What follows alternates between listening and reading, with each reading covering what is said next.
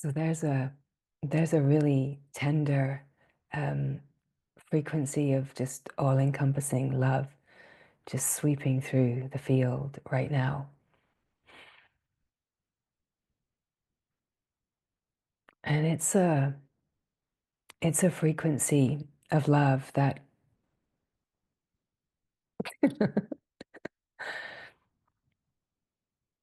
it's revealing that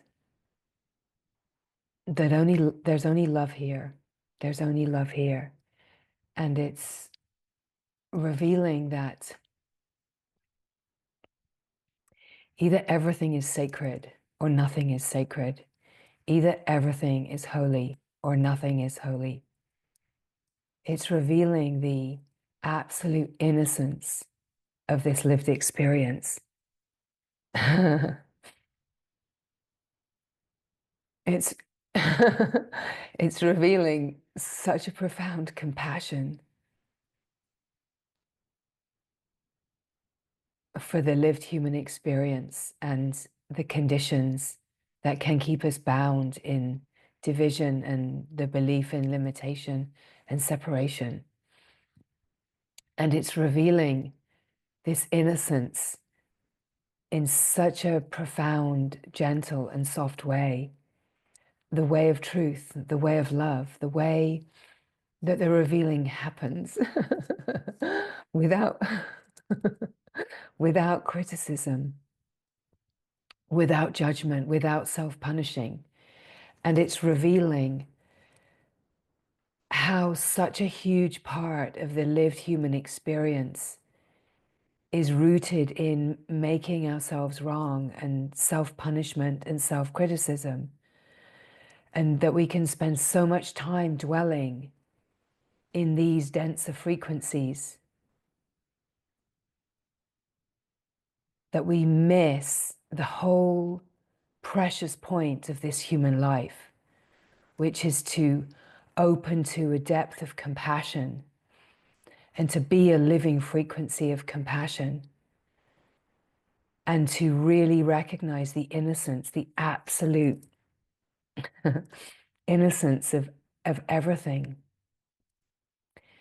That there is no problem, that you haven't made a mistake, that God hasn't made a mistake, that there is nothing wrong here, that the frequency of fear is the attachment to past, that the frequency of fear is an attachment to a story of past that is then projecting into a future, something that I don't want to happen. But in this moment, here now, only love is here. Only love is real. And the reality of love is just constantly working to reveal the innocence of the lived experience and inviting us to open to this recognition that either everything is holy or nothing is holy. Either everything is sacred or nothing is sacred. And what this is pointing to is that when we divide to the things that we believe are holy or sacred, and we exclude certain things from the fullness of what we see as holy or sacred or divine, then we're dividing ourselves in that moment from the divine. In that moment, we're dividing ourselves from the holy, the frequency of holy, right? And so it's such a crazy thing because what we're longing for is that divine knowing, the all-encompassing freedom of unconditional love. And yet every moment that we overlook the innocence of life and we are in a self-punishing, self-judging, self-criticizing frequency, or a judging, criticizing, making wrong frequency about others or life, that we're in a stance, a posture of opposition. We're in a posture of actually rejecting life, and in that rejecting God, and in that abandoning our own self, our own wholeness, our own belonging, because we're in a habitual pattern that's been learned to divide, to reject and oppose through criticism, judgment, through blame, through dwelling in guilt and shame, all of the ways, right? We know them. We know those ways. And this frequency field that's just like sweeping in as we're joining this morning is really revealing in such a soft way the innocence of it all, because it's not about then making wrong the habit to self-criticize and judge and self-punish, right? It's such a subtlety to not then go into another level of what I was doing wrong, how I wasn't seeing, how I was blind, right? It's so easy to just keep spiraling and spinning in these patternings that are born out of a deeply held belief that there's something wrong with me. And then this habit to try to prove myself as good, to try to be seen, to try to be understood, try to be successful, try to show myself as having achieved something. But all of it, the whole complex, can be led back to the deeply held belief that there's something wrong with me, right? It doesn't matter whether the ego is playing out an inferior pattern or a superior pattern. It's all rooted in the same discordant pattern of belief that I'm divided from God and there's something wrong with me. And so it's in the lived experience being able to open with kindness and compassion and gentleness to just see how addictive, how ingrained, how entrenched this pattern is.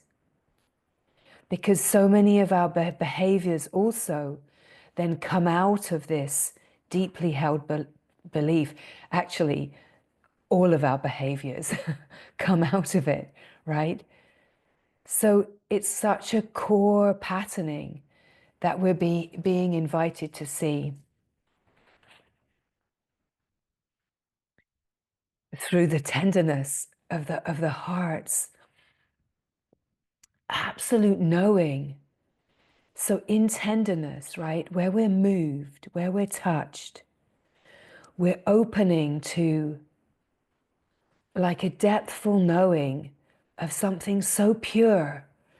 And yet, even in our unfolding, our so-called spiritual journey, haha, that we can be so critical of even having emotion, even feeling tenderness, even being moved, as if we should be made of some kind of rock or cardboard where we have no feelings and we're somehow stoically unmoved by the world, right? No, not at all. Have you heard?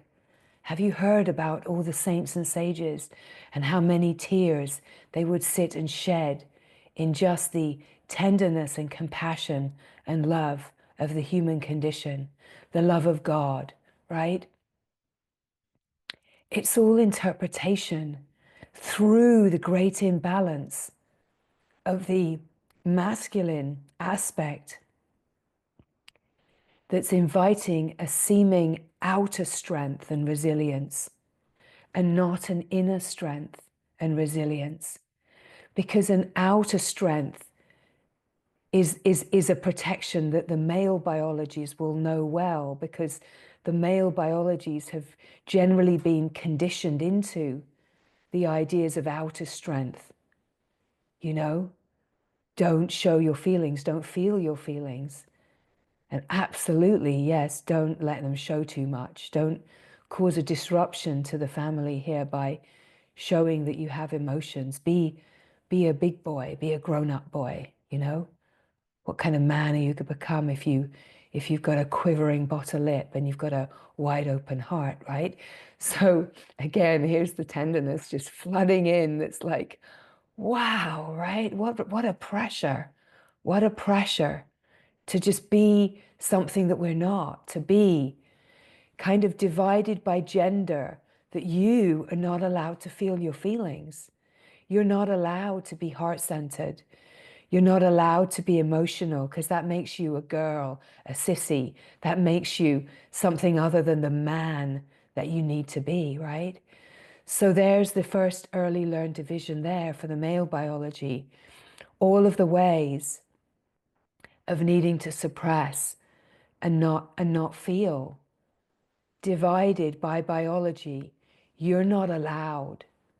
You're not allowed. You're not acceptable if you reveal yourself in that way, right? Strength, true strength, true courage is to be able to hold it together, to be able to be unmoved, be untouched, unreactive, but not in a way that is absolutely rooted in love, right? In a way that's asking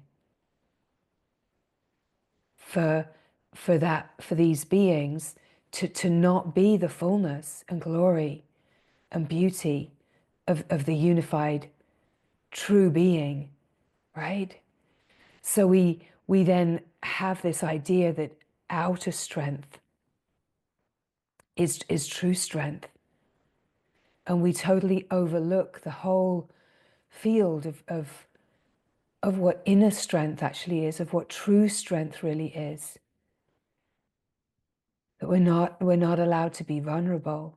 And then within the consciousness of this imbalance, even the female biologies too are given a little leeway depending on the family of origin, but generally will also have had the emotional landscape curbed and have not been mirrored in a way that actually receives the fullness of feeling. And no wonder we get confused.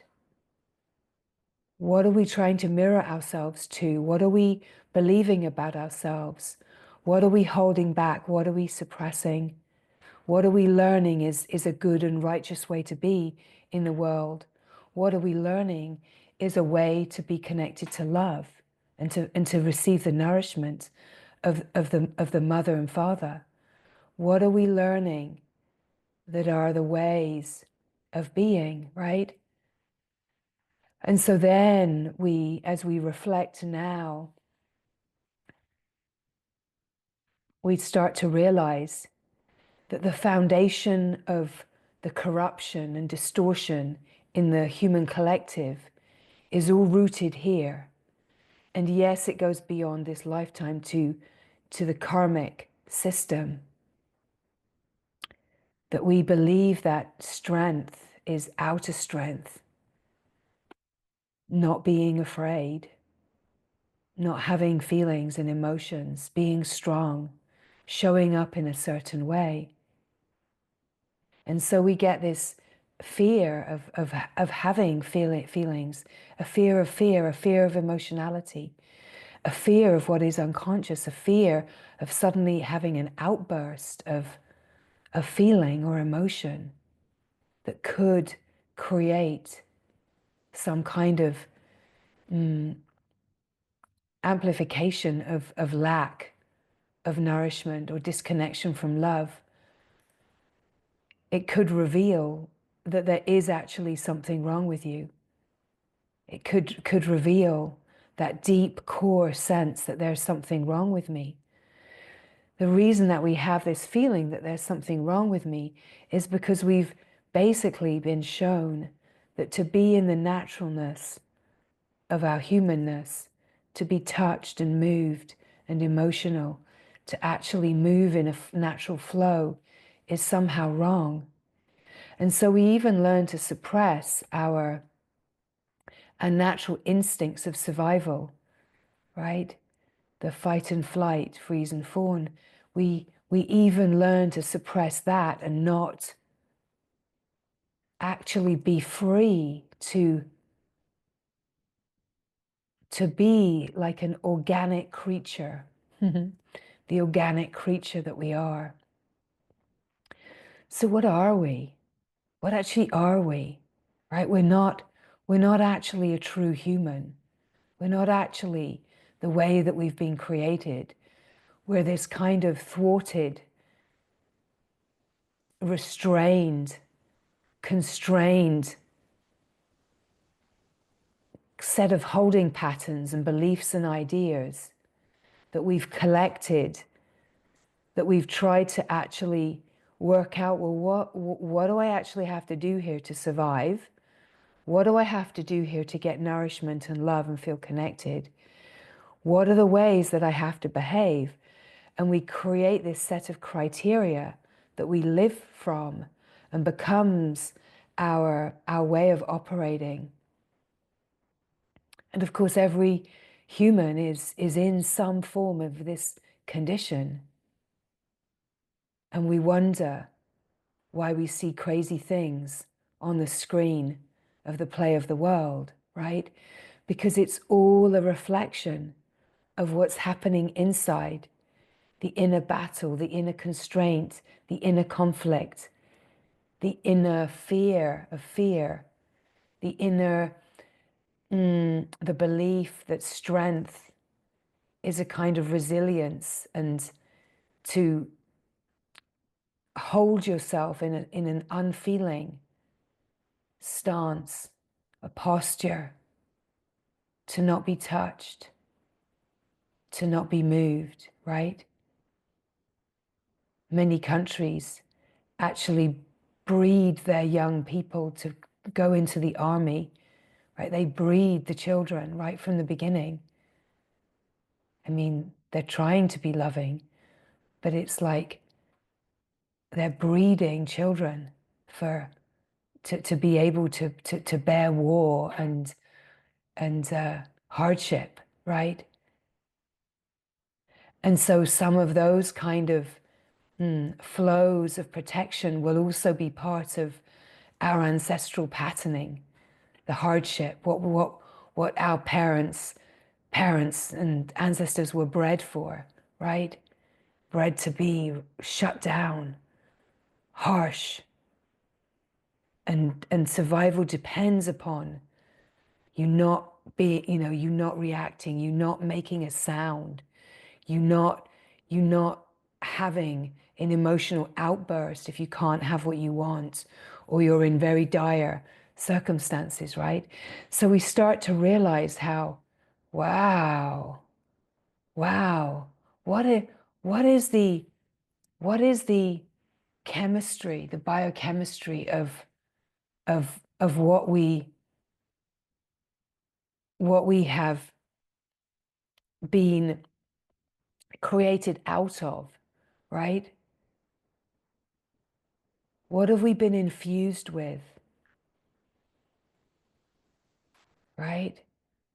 And so when we start to realize what we've been infused with, and in a way what we've been created out of in our human lived experience, maybe we can start to see the innocence and have compassion for the ways of our humanness and the ways that we protect, the ways that we numb, the ways that we want to be seen and understood. All of the ways that we move, that we start to see the innocence of it. We actually start to see from an undivided perspective where we don't need to trace and really go into the particulars. It's about the frequency field, the atmosphere. And as we open to these atmospheres through the grace of life, bringing in discordant feelings, we're opening to the atmosphere And being able to meet the atmospheric energy signature, the frequency field of the discordance as it arises in the life, and to realize that it is some kind of incredible grace that we have the possibility coming in, that we can open and receive the innocence, that we can receive the holiness, the sacredness of everything that arises in the life. And that we don't divide of like, what is wrong with you? Why are you doing that? Stop doing that. Why can't you see? Why are you behaving like that? Why are you blind? Why are you trying to be seen? Why are you protected? Why are you angry? Why are you sad? Why have you got tears right now? Right?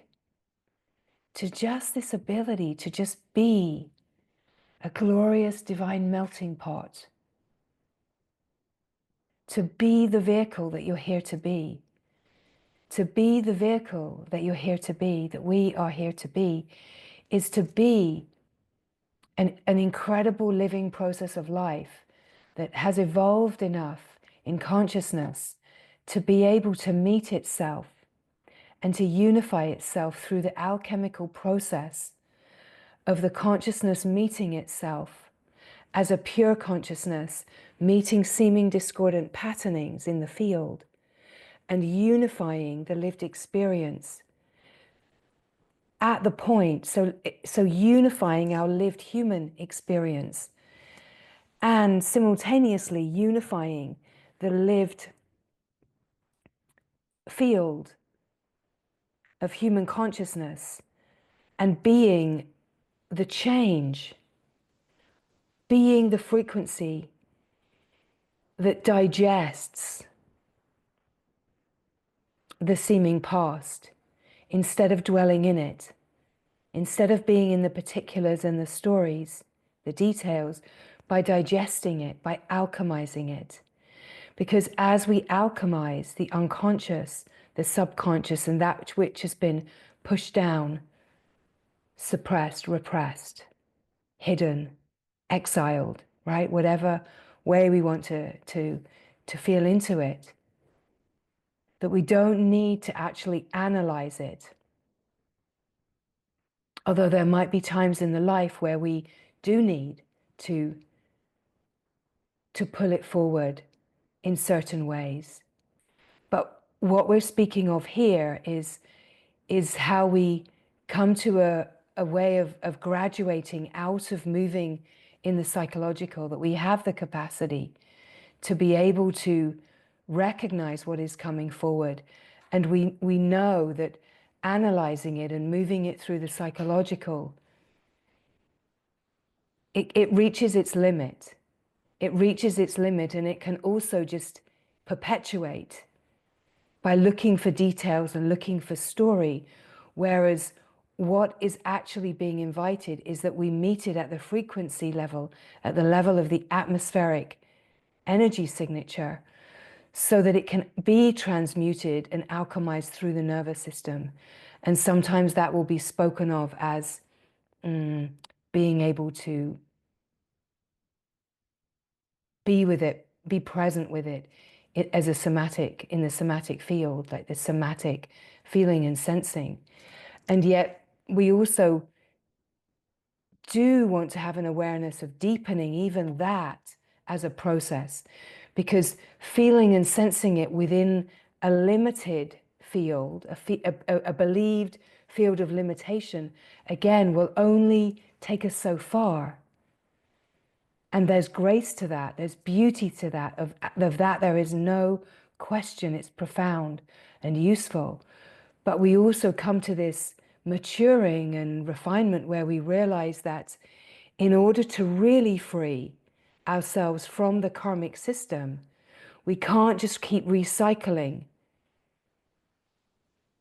because the recycling just perpetuates and goes round and around.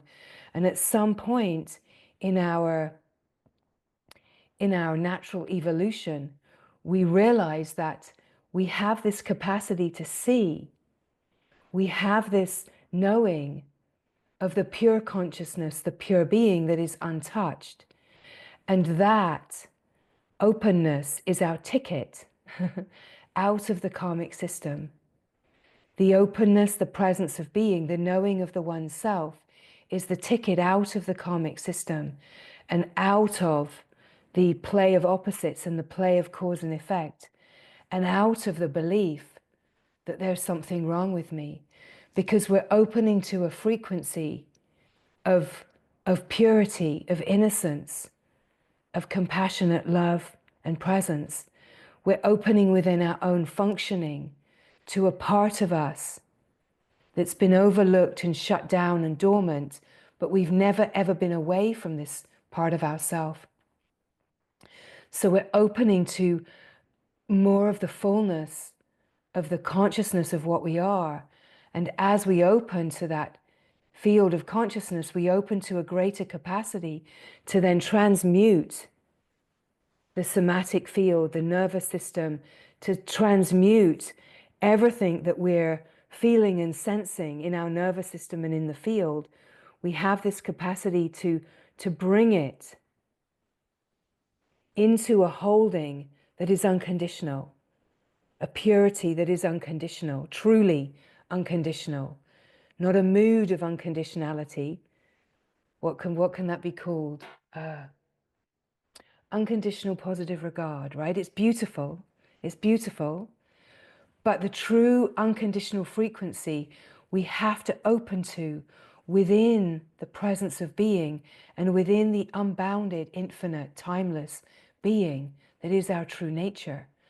So in a way, this unfolding is this incredibly rich and glorious opening to the field of being, the still, silent, pristine field, the awareness, the aware being, and realizing that it's a dance of opening and transmuting, opening and transmuting. And we could say that the opening can often feel like sometimes I say it's like a vertical axis.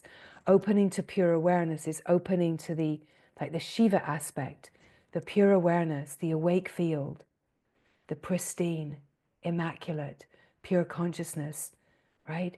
So it's this opening to the peace, to the silence, to the stillness, and recognizing at the level, the frequency level of the being itself. Oh, this is the truth of who I am. I am this wide open field. I'm not the person that's separate and divided in the story. What I am is this presence, this still silent field. I am the being, just being, simply being. And sometimes as we open to this, of course, it's revelatory and glorious and freeing and beautiful. But what we tend to find is we open to being the being, we're opening to the transcendent field. And then we start dancing with these ideas of, oh, but is that bypassing? And is it okay to be the transcendent field? And what about the shadow work? And am I transcending? Is that okay? And we start dancing in all of these ideas that the world of spirituality and wisdom traditions, where these questions are arising. And again, innocently and beautifully. And yet sometimes those questions can get answered by minds, the mind that is in limitation and trying to find a way of making itself right, creating a system, explaining how things are. But ultimately, we have to really allow the fullness of the exploration to be very unique and within our innermost landscape of consciousness. That it's of course we're going to listen to different ways of seeing, and we're going to take on board different ideas, but in a way it's not to land anywhere with, oh, this is what that one says, so that must be right. It's to use everything that appeals to us and is enlivened in our field as a way of an exploration, and I like to say a way of distilling, really distilling whatever you're taking in through your lived experience and alchemizing it to find the pure truth in your lived experience. So what we're speaking about here, and of course, a part of this, the way that the speaking comes here, a part of it, we could say, is the reading of the field and what is needed to be spoken,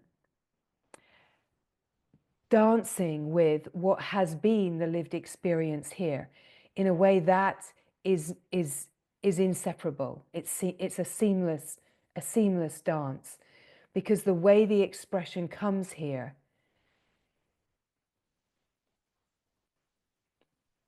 it's not exactly filtered through what's been open to and lived here, because things do come that haven't been seen in that way before.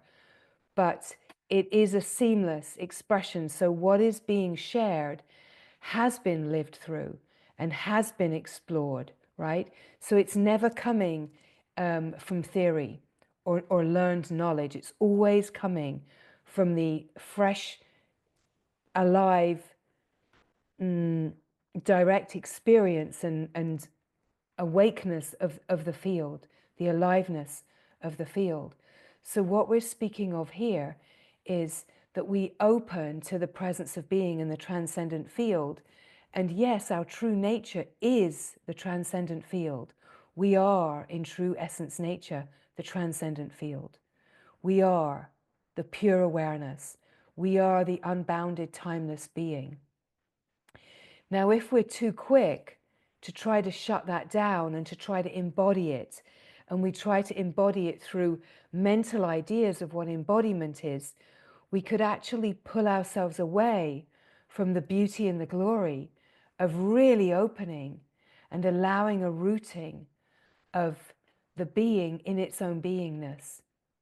Because there's a fundamental shift that happens in consciousness, which is as the being knows itself as the pure being, as the consciousness really opens to itself as a pure consciousness, where the wisdom, the knowledge isn't being filtered back through the mind, it brings a freedom.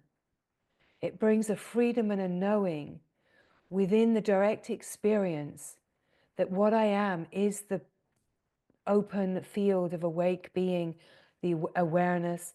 I'm not the person. And it's not a conceptual, it's a shift that changes the frequency.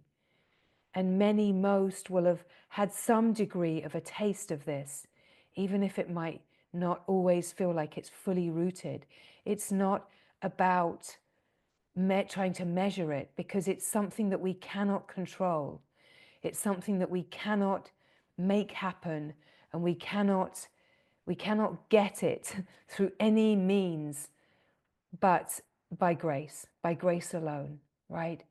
And it's an opening to the frequency, but any glimpse or any sip, any taste of this that we have where the knowing knows, it's to just be in the revelation. And part of this human conditioned mechanism that's so critical and judgmental and self-punishing and making itself wrong will also spend a fair amount of time judging its own awakening process. Oh, that's not it, you're not the same as that one, and you're not fully abiding, and it hasn't really gone all the way through, and don't get ideas above your station, it's not really that. This mind playing a policeman, a spiritual authority, giving all these ideas of what it thinks it knows when it doesn't know. And ultimately, it can't be measured. And in a way, the way of the deepening and the rooting is by just receiving the frequency of revelation and grace, receiving the frequency of just being pure awareness. Whether you drop in when you're sitting, whether you have a fairly constant awareness, whether it's that you can access it at will, let's say, you can find it when you bring your attention to it, right? There's so many subtle nuances to how that comes on board. And nobody like goes all the way through and doesn't have any kind of integration process or kind of deepenings. That's the stuff of myth, right? That's the stuff of the mind's conceptualization and wanting to create a perfect idea that I want to aspire to, that I'll never get to because there's something wrong with me, right? So I'll aspire to that and I'll never quite reach it. And I'll imagine that all of these beings have reached that, and I'll keep myself separate from them and make projection upon them as they're holy and I'm not, they're sacred and I'm not, they're divine and I'm not. But every being, and if you really look at even the most revered saints and sages and their lived experience and what they've lived through, you'll find a process. You'll find a being born into the human experience, and you'll find a process. Even if there's a real divine profundity to the being, there's still a process, right? Even a being like Ananda Mayima spent her, yes, she may well have come in as an avatar that never in her true self felt to be any different, but she lived through the experience of being a young girl that in an Indian family at that time, where girls behaved in certain ways and took care of the men and cooked and learned to clean and were not educated and were married off very young, go through a process. Every being has gone through a lived human process. So to put some kind of expectation upon this incredible, precious evolutionary unfolding to be a certain way and not another, and not this way, and I'm not like that, and to actually map yourself to a saint or a sage who lived in a completely different time and in a different culture is kind of just part of the insanity of the human condition, right? It's part of what we do, right? Well, I'm not like Ramani yet. I'm going to keep sitting and keep sitting. And it's like, why? Right? And again, it's all part of this idea that there's something wrong with me. So I'll create a mythic concept that I'll never achieve. And I'll absolutely judge and criticize my lived experience because I'm trying to aspire to something. And I'm just going to judge myself, and all of the beauty and innocence and profundity of the life and the unfolding will just be burnt in judgment and self-punishment and criticism, where I'm constantly creating new ideals for myself, new goals for myself, new better ways of being an even more conscious spiritual person, right? Let it all go. The greatest freedom is to let it all go, right? Let it all go. Because, because we're in a natural evolutionary process of consciousness that is so far beyond our personal wants, desires, and understanding, so far beyond what the mind can even begin to understand and aspire to. There's something so much more profound that's running the show. So, what if we just make our allegiance with that which is running the show? What if we make our allegiance with that which is running the show? Too simple? Too simple?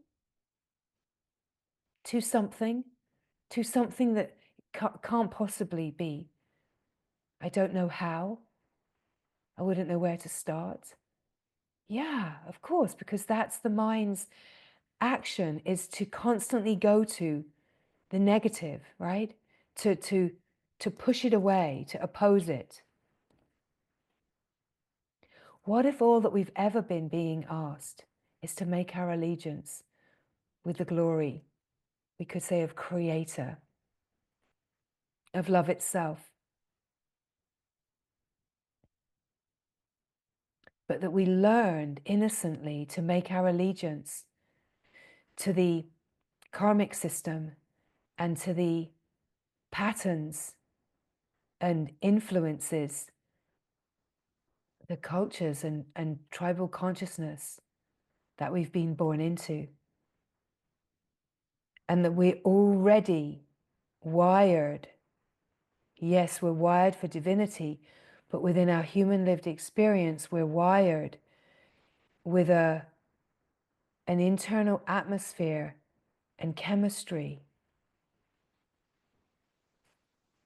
programming of our ancestral lines, and that we don't need to research that, but just to recognize that there's so much about us, our laws of nature, and what we're just soaked in through the lived experience on so many levels, that we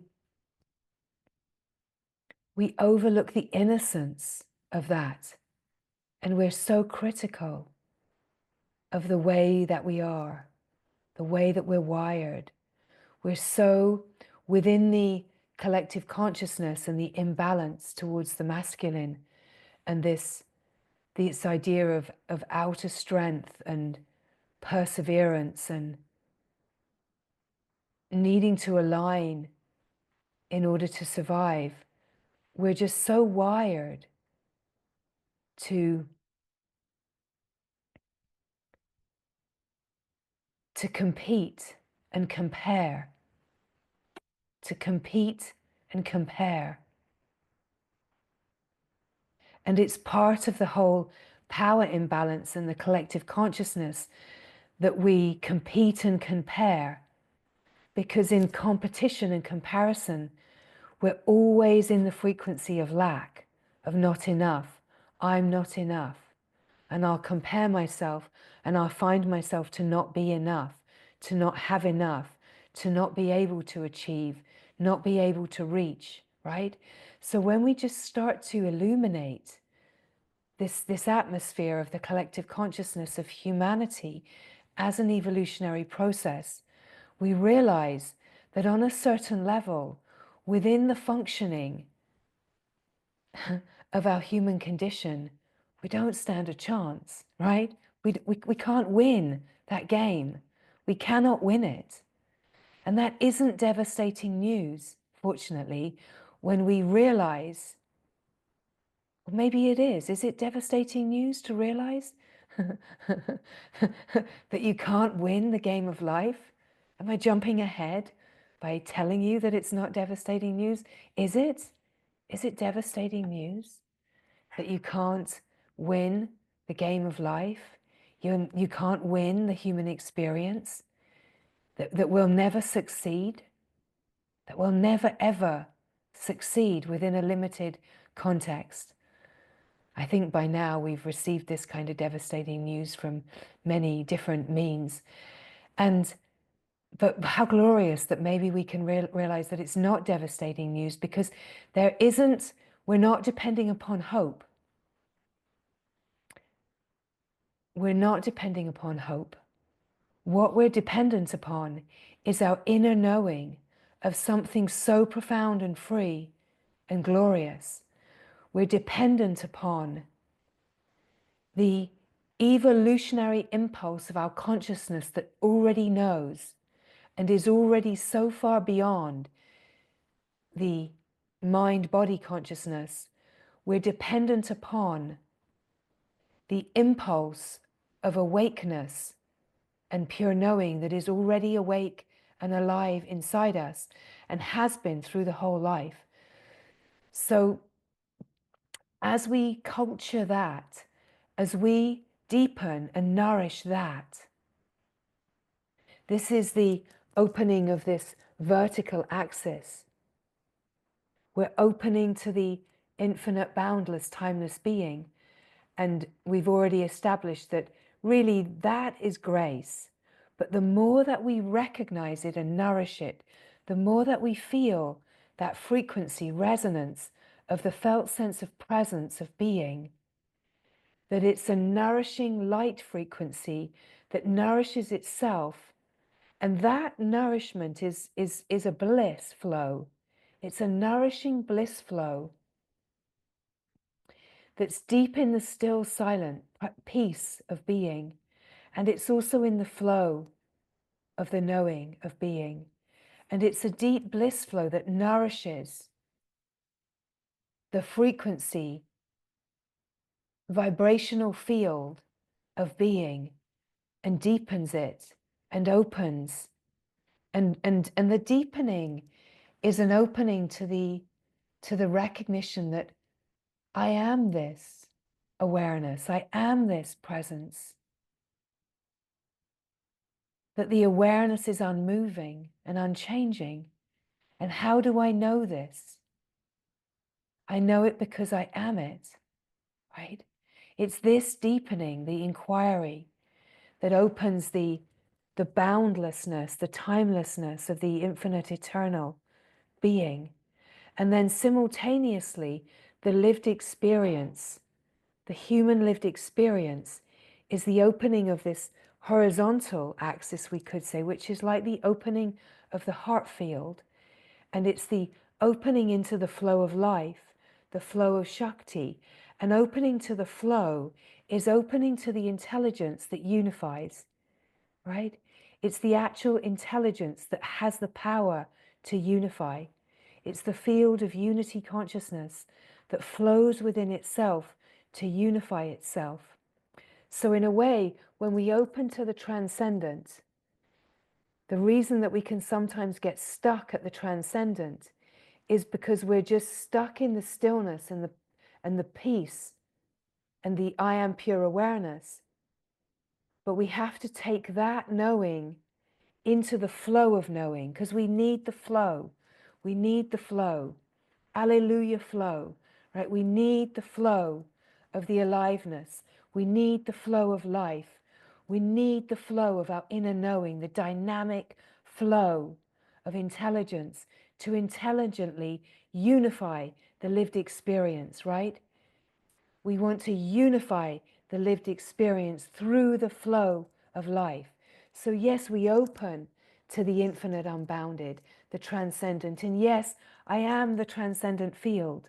We are one as a transcendent field of glorious awake awareness. And hear the revelation. I am not the person. I'm not the story. I am the transcendent field, the power, the glory, the beauty, the peace, the stillness, the silence.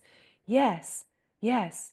But if we get stuck here like, oh, I don't touch the world, I'm not a person anymore, I'm not a person anymore, and we kind of pull ourselves away from the lived experience, we miss entering the glorious flow of life and really opening to the dynamic flow in the knowing, so that our knowing is a really deep, unified knowing that yes, I am the still, silent field, but the other side of the very same coin is, and I am the knowing of the flow, where the knowing knows itself, it flows within the knowing. And actually, this is vital life force. This knowing is the vital life force. So we need the flow to enter the flow of life and to receive the flow of life, to know that life is one glorious flow of grace, so that we have the impetus for the unification of life within our lived experience to happen. So we can have these ideas of, oh, am I in cosmic consciousness, or am I in unity consciousness, or am I in Brahman consciousness, or am I in Parabrahman, or am I in pure divinity? Where am I in the tree of life? But what if we stop trying to define ourselves and measure where we are, born out of a feeling I'm not enough and I'm lacking, and maybe my awakening is a bit mediocre and I'm not really really opening to the fullness. Because if we start judging the process of natural evolution of consciousness, we're blocking it with our mental ideas of what we're trying to aspire to, and where am I, and am I being seen, and how should I be behaving, and judging this way and that way. It's allowing the absolute glory of the evolutionary flow of the unified field, that in a way you're never static at one point. As you open to cosmic consciousness, you're now the unified field. And the more that you open to the knowing, the more that you recognize the flow of the unified field. And the flow of the unified field is a flow of bliss. And guess what? The flow of bliss is the flow of light intelligence. It's the flow of life. It's all one glorious, intelligent unfolding. And the more that we open to allow the glory of the unfolding to unfold, the evolution is happening. And then we recognize that, oh, the whole lived experience, oh, I don't know. I'm okay with the spiritual parts, but what about the unspiritual parts? I'll try and get rid of those. I'll try and get away from those. But hey, guess what? What if it's all just one glorious flow of life? And what if we drop the whole idea of spirituality as a divisive mechanism that keeps me in the camp that feels like I'm good, I'm enough because I'm spiritual and I'm conscious, and I'll keep hidden the idea that I'm not good enough by being spiritual. Nobody will know that I'm not actually good enough and that I'm somehow broken, because if I'm spiritual, it will be this glorious cloak that I can wear, and I can be righteous, and I can tell people about what I'm achieving and what I'm seeing and what I'm opening to, and nobody will ever know that I'm a broken, wounded child inside here. Nobody will ever know, and I'll keep it my secret. But the truth is, of course, that until we face this innermost frontier of our absolute belief in our brokenness and not enoughness, that we'll never ever see ourselves in the holy gaze. We won't ever see ourselves in the sacred gaze, in the innocence and purity that we are, because we're still somewhere fundamentally believing that there's something wrong with me. And if life dares to try to reveal that, if life brings in fear, if life brings in any kind of situation that's too emotional, that starts to reveal my fundamental brokenness, then life, I'm going to oppose you, and I am going to give you the biggest shove to get right out of the picture of my now, that I want to be spiritual. Don't even think about bringing fear in. Don't think about bringing in feelings that are going to take me away from my spirituality and my deeply held belief that here I'm good enough. I'm doing okay here. But what if we want to keep maturing, and we want that maturing to be so that we're free, not in a state of constant fear that we could be revealed or trip up or be exposed as actually not being spiritually as clear as we thought we were. Oh my God, don't let that happen. Please don't let that happen. Don't let there be a public outing of, of some kind of dimension of my being that I'm trying to hide. Please don't let it be revealed. Please don't let anybody ever see the side of me that I'm so deeply trying in my spirituality to prove to myself isn't really there. You know, what we come to realize is how incredibly freeing is it to realize that we're fundamentally flawed in our humanness, because we're wired, yes, we have to say first that we're wired for divinity, we're wired to remember, but we're wired in our human lived experience for this great misunderstanding to take place because we're wired into let's say we're entangled in the karmic system. Let's say we're wired to know our divinity, and yet we're entangled in our human lived experience right from the get-go. And we're not speaking about just the moment that we popped out into this crazy dream world. We're speaking about being an embryo. We're speaking about our cells being plucked from the discordant biochemistry of our parents, right? We're talking about cells, embryonic cells dividing and reproducing and being, the DNA having these patterns of discordance in them, right?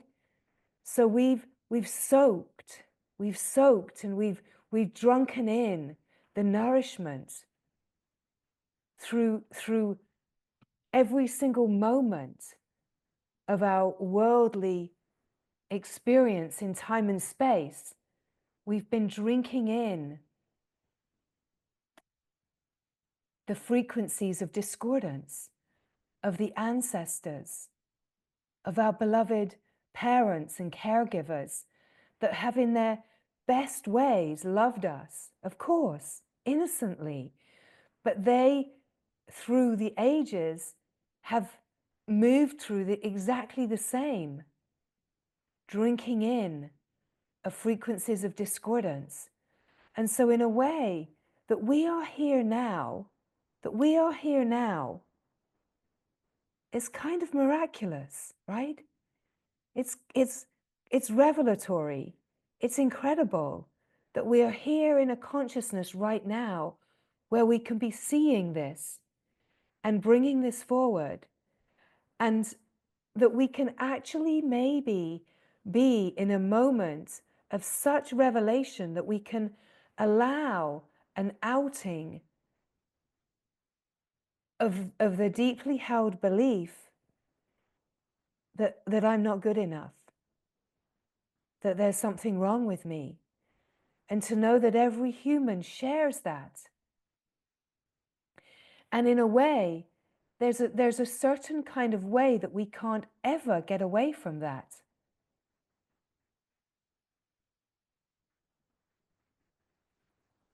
We can't ever get away from that.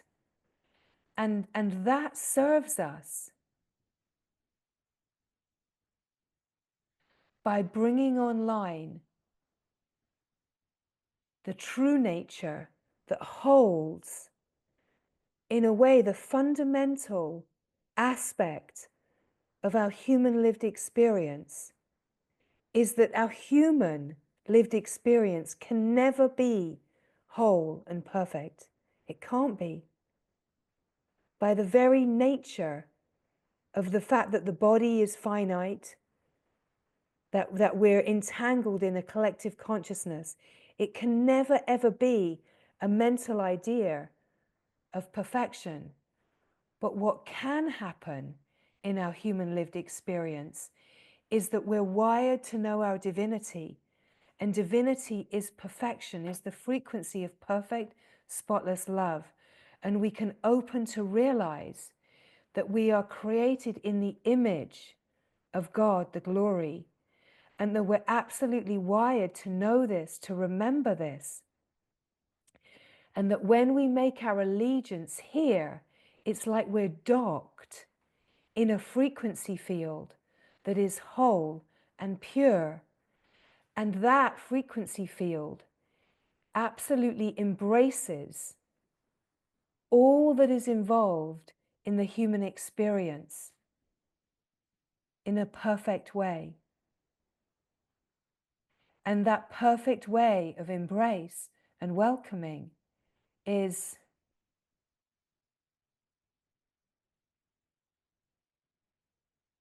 this deep-rooted compassion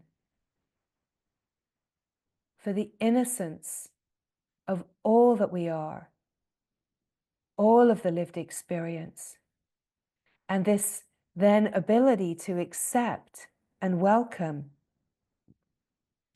and to recognize that, yes, there are behaviors and actions that arise out of a deep core belief in being divided and broken. And yes, that sense of division, it dissolves, it merges, it brings itself to a belonging at a frequency level where the sense of lack and brokenness and division can let's say be a living experience of knowing the wholeness. And yet here we don't ever, there's not an impulse to try to bring a sense of completion. There's an open acceptance of the lived experience being whatever the lived experience needs to be, because we find our identity in God. We're not making our identity in our humanness that feels to be divided. We're not making our identity in any degree of division. We're making our identity in wholeness, right? And that allows us to have a degree of acceptance and allowing, compassion and love that is all-encompassing, that we're operating from the true technology. And that allows then our lived experience to be an expansion of the heart field and truly to be a flow of consciousness that's unifying itself, seeing itself, meeting itself, knowing itself, and unifying itself through the lived experience. And then as we're unifying our lived experience in a way as this horizontal axis, this field, and we're simultaneously, as the heart opens and residues get cleared multidimensionally, we open more naturally, because what's holding us back are the veils and the behaviors and the conditionings. As we clear the conditionings, we open more fully. And it's, again, though, we have to say that it's not this axis and this axis. It's a completely, what I call a gyroscopic unfolding. It's happening in a gyroscopic way. And it's not a play of cause and effect, like this cause has an effect here. It's that it's all one, right? It's a flow. It's a frequency field that's unified, gyroscopically unified. So whatever happens is a reverberant field. It's not cause and effect. It's not a field of duality. It's a field of one flow, one intelligence, one love, one grace. So it's a reverberant field, that whatever we open to, whatever purifies, it reverberates and it affects the whole, right? Wow, huh? It affects the whole as a reverberant field. So then we realize that, wow, this isn't about making my life better. This isn't about cause and effect. If I do this, then that will happen. This isn't about I'll scratch your back if you'll scratch mine. I'll do this for you if you'll do that. This is about being a living frequency field, a living process of evolution, that as we open to the innocence, sacredness, and holiness of all of life and the whole lived experience, particularly in a deeper kindness and patience with our own lived experience and our own precious hearts, that we're in service to the whole as a reverberant field. And it's incredibly profound and it's incredibly potent to be a field of reverberant light, to be a field of all-encompassing love. And then the love is just here. It's just here. You don't need to try to embody love. You don't need to try to be loving. It's just here. It's just here. You don't need to try to be embodied.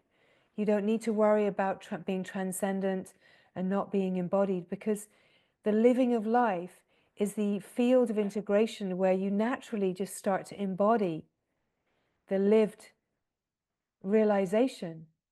You naturally start to embody it because you're facing everything. You're not trying to be anything. You're just being what you are. And you're completely free. Yes, free in the absolute, in the transcendence. And it could be ever deepening, we could say, in that. But free in the play of the world, free right here in the center of the lived experience. Free right here when it's time for a family gathering. Free right here where you're not getting what you want. Free right here in what seems like adversity in the play, right?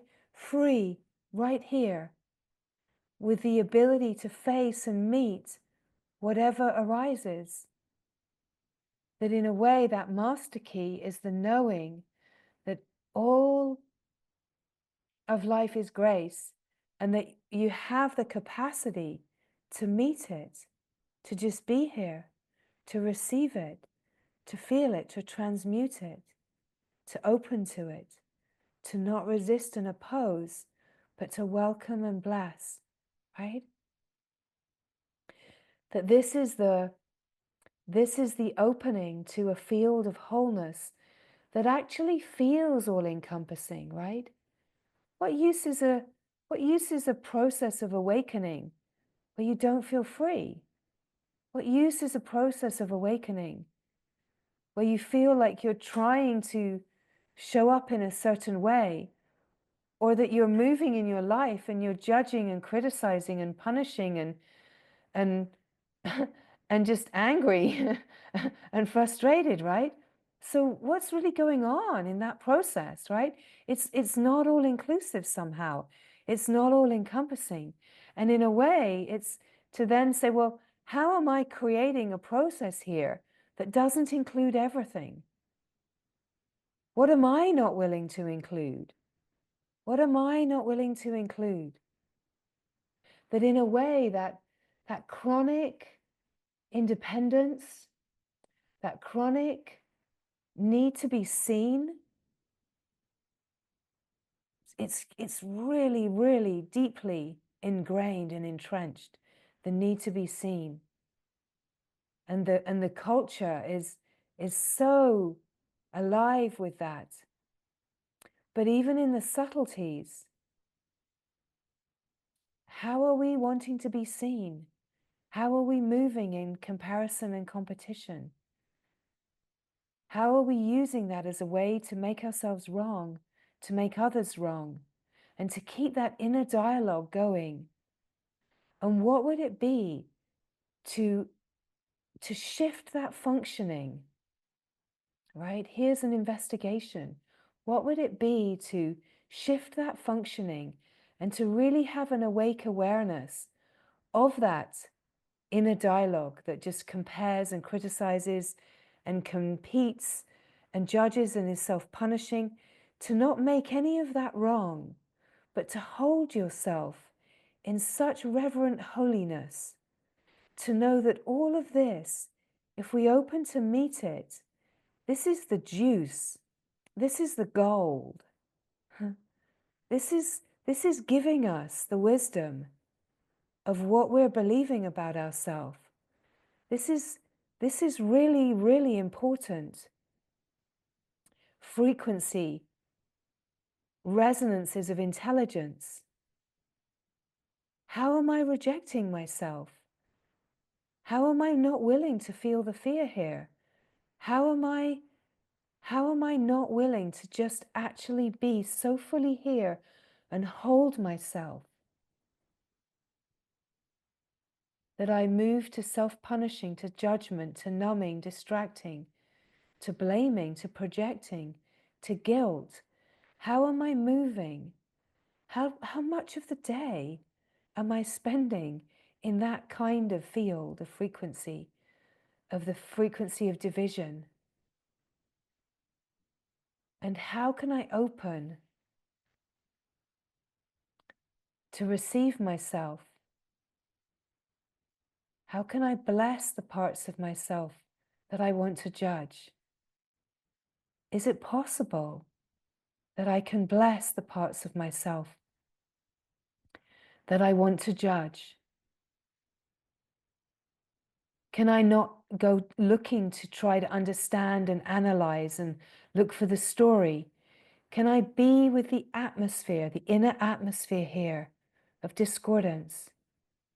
And can I be the light of awareness that's shining upon it, that truly welcomes the innocence and holiness, right? We sometimes say, let's make anger holy, right? Let's bring anger to holiness, because anger is such a deep, passionate, frenzied emotion that holds so much wisdom. And we've learned, don't be angry. It's not safe to be angry. Push that anger right back down and don't ever let it come up, right? But what if we bring anger to holiness, to reverence, and we recognize that it's not about being wildly projectively angry and just flying around, just it's not about just throwing it, firing arrows everywhere. It's about recognizing, I'm angry. I've got anger here. Can I be angry? Am I safe to be angry? Am I allowed to be angry? I often find, no, don't even think about it. Don't even let an iota of that come forward. But then what we find is that we stand revealed when it suddenly just leaks out in an inopportune moment, right? Where we don't want that to happen. It just flies forward. Because it's squashed. It needs to be held in a kind of reverence and holiness. It's not about, okay, well then I'll be angry, but like, let's get to the end of this. Let's include it so it's over. It's just this ability to recognize, I'm angry right now. I've got frustration. I've got an anxiety. I've got fear here. I've got a tenderness. I just feel funky and I don't even know why. I don't know. Just to be able to hold ourselves in an inner landscape as the pure awake awareness that allows what's ready to surface, allows what is ready to surface to be held in reverence. So that in a way we're making the unconscious conscious, we're bringing it to the light, and it's coming out of the unconscious repression and holding patterns because it's being met at a frequency of reverence. It's being met at a frequency of everything is sacred, everything is holy. There's nothing here that isn't welcome, truly at a frequency, as a frequency field, right? So this is so beautiful that what we're really being initiated into is where we started. We're being initiated into a field of revelatory seeing of the innocence and the holiness, the sacredness of everything. That either everything is holy or nothing is holy. And what we come to know is that everything is holy. Or nothing is holy. But there's only one. There's only one, right? If holy isn't a word that brings you alive, then nothing is holy. Nothing is holy. It's all the same, right? It's all just what is. Just this, just this, just the glory, right? You can use whatever words you want because your words, your expression is part of this field of all-inclusiveness. And that as we return to the true power, we return to a power of this technology of love and light that includes and welcomes and illuminates. And we include, in that inclusivity, the power brings the remembrance of the innate wholeness, of that which we've always been. Underneath the play of the world and the story of division and lack, we start to remember. We start to really remember at a frequency, vibrational, resonant field of light, the field of reality, the field of wholeness, and that we've never left this, that this has always been so. The all that is has always been all that is. Nothing has ever changed here, that the life is a dreamscape. And as we can be awake in the dream, we have this incredible capacity to see through the dream, see through the dream of separation, and find ourselves in a reality, in a different frequency, the living frequency of heaven, the living frequency of Satyaloka, the living frequency of the glory of God. And as the evolution of consciousness is still in process, of course, our lived experience will feel like a seamless dance that, oh, that place feels a little dense and entangled, and this place feels really free. And this place that feels free is a wide open frequency field. And the place that feels tangled totally belongs, and it's about holding the tangle until the seeing is that the tangle is to the same light, that we're coming to live at a different frequency. And so this is why we might say that we'll never win the game of life. We'll never win this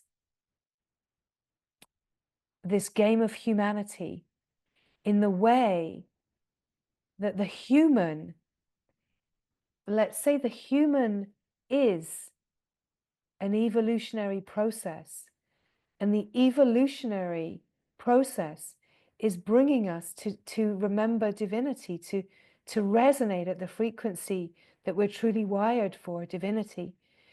And that so that's why, in a way, our lived experience in our human lived experience will always have some degree of being flawed, because it's part of the evolution, is that the flaws play a vital role in the evolution. So the flaws in humanity and the dance of what may seem like ignorance, arrogance, darkness, the dance of the flaws in humanity because of the belief in separation are the fuel, the means by which the evolution is happening. And we are in the process of evolving our way out of that, but we don't evolve as a humanity that is the same. We evolve to our divinity. We evolve to a completely different frequency. And yes, the completely different frequency is the frequency of perfection.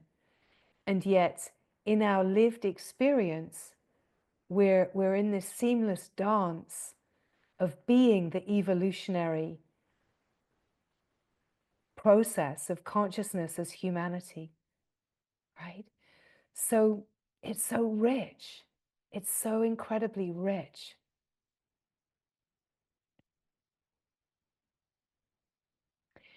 And we don't need to aspire to,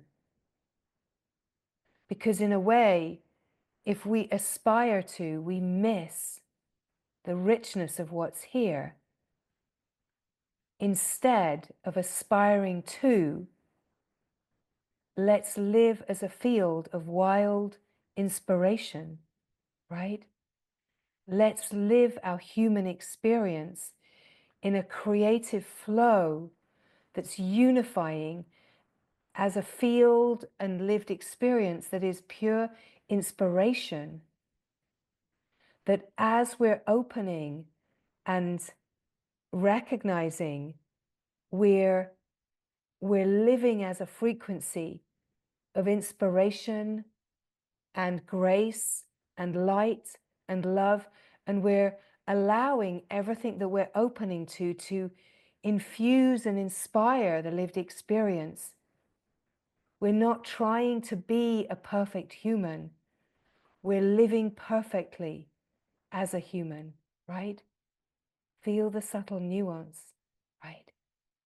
We're living perfectly as a divine human. We're not trying to be a perfect human that's constantly never going to meet the mark.